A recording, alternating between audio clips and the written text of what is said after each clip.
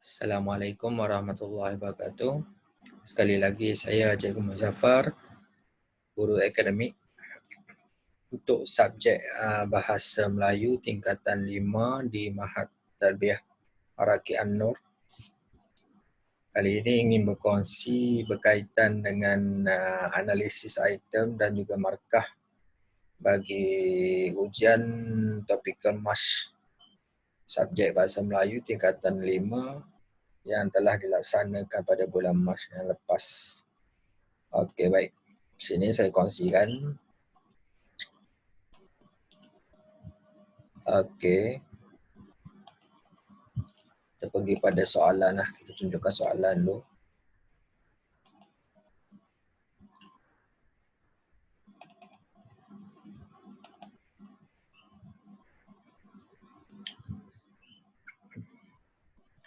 Okey,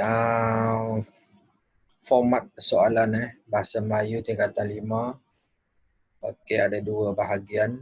Bahagian A dan bahagian B. Okey, kita pergi sepintas lalu. Bahagian A ni dia soalan karangan berdasarkan bahan rangsangan. Okay, sama ada gambar, kata bahan rangsangan yang diberikan. Contoh yang kat sini adalah gambar berserta dengan penerangan maklumat. Okay. Soalan yang kedua ni soalan esei panjang. Bahagian B, dia ada beberapa bahagian. Okay, kita mulakan dengan soalan 3 tu berkaitan dengan soalan rumusan. Soalan 4, soalan pemahaman. Pemahaman ni ada beberapa lagi komponen kecil petikan umum, petikan cerpen, gurindam, petikan sajak. Okey. Itu dia. Lepas yang kelima adalah soalan pengetahuan dan kemahiran bahasa. Juga ada beberapa komponen kecil di bawahnya. Okey. Dan yang terakhir, yang keenam adalah soalan pemahaman novel. Okey, itu secara ringkas berkaitan dengan format soalan. Jadinya saya nak kongsikan analisis item lah bagi setiap pelajar, setiap soalan. Okay, baik. Okey, ini analisis untuk bahagian A dan bahagian B. Okey, setiap pelajar kalau kita tengok. Okey. Soalan A tadi berkaitan dengan A1 ni berkaitan dengan soalan berdasarkan bahan rangsangan. Okey, ini markah pelajar. Okey, dekat sini secara analisisnya, okey. Pelajar yang dapat 0 hingga 10 adalah pelajar yang memerlukan perhatian. Okey. Ini kita tengok bilangannya berapa. Kita boleh tengok. Okey, yang merah tu perlukan perhatian. Okey, yang markah 11 hingga 20 sederhana. Okey. Yang menguasai 21 markah hingga 30 untuk soalan A1. Seterusnya soalan A2 tadi berkaitan dengan karangan panjang, pilih salah satu daripada 5 soalan. Okey, berdasarkan analisis. Perlukan perhatian, markahnya 0 hingga 50. Okey, 5 orang. Sederhana 51 hingga 79. 3 orang. Menguasai 80 hingga 100. Okey, tak ada yang menguasai. Okey, untuk bahagian B tadi, okey, soalan 3 tu rumusan. Soalan rumusan. Okey, ini rumusan. Secara analisisnya, markah 0 hingga 10 perlukan perhatian 2 orang, sederhana 11 hingga 20 kosong, menguasai 21 hingga 30 6 orang. Okey, itu untuk bahagian B3. Seterusnya analisis untuk soalan 4A. Soalan pemahaman pemahaman petikan.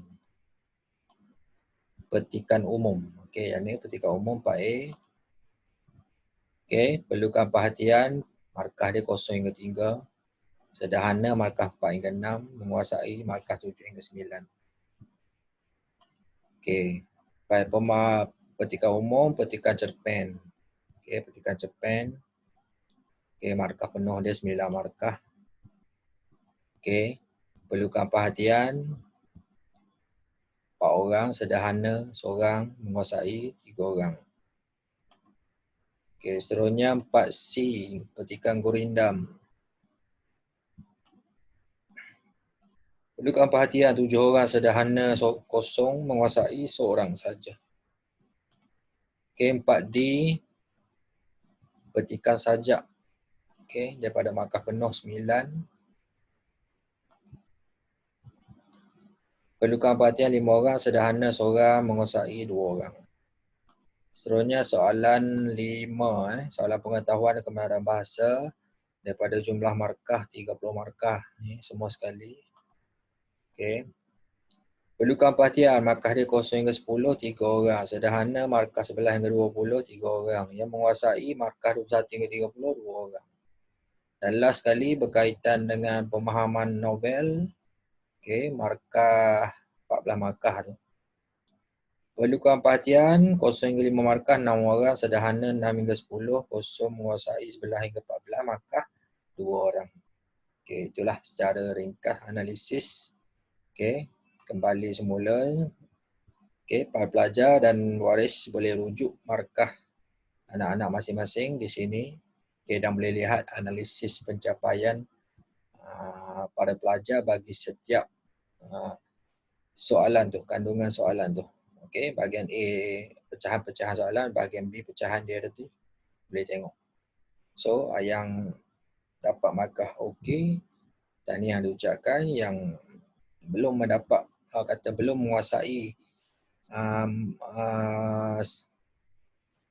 bahasa Melayu ni, perlu terus berusaha lebih lah untuk dapatkan keputusan yang lebih baik di masa akan datang.